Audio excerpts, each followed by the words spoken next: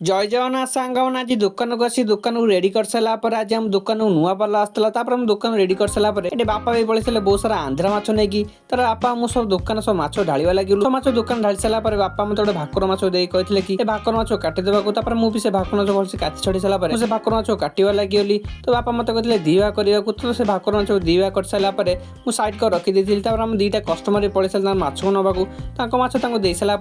आम चोरणी तो माछ काली खाया आसुनी तो मैं कुकुर मान माछ काली दौजी तो आम दुकान भांगी आम चोरणी कोटे पड़ जापर मो कुकुर मान माछ दे सारा आज पोखरी मुठू 3टी माछ आसला चांदी पगला फरी तो आम जाल भाईना आम कहते कि आम सब माछ नहीं जाऊ जाल भाईना माछ सब काटी छड़ी सारा मत देते काटा मुझे से चांदी माछ काटा लगी यही चांदी माछ मत काटी 3 भाग करा पड़ो कहीं जाल भाईना 3 जन अच्छा तो भाई सब माछ काटा पड़ो तो माछ काटिक मुझे 3 भाग कर माछ को 3 भाग कर सारा मुझे जाल भाई को माछ सब देती माछ सब दे सारा ये बापा भी लगे होटेल सब माछ काटा और बापा सब माछ को होटेल काटी सारा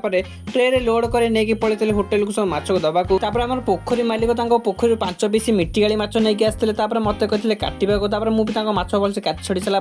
मुझे माछ काटा लगे तो मत कहते सब माछ को राउंड पीस काटा माछ राउंड पीस काटी मुझे देती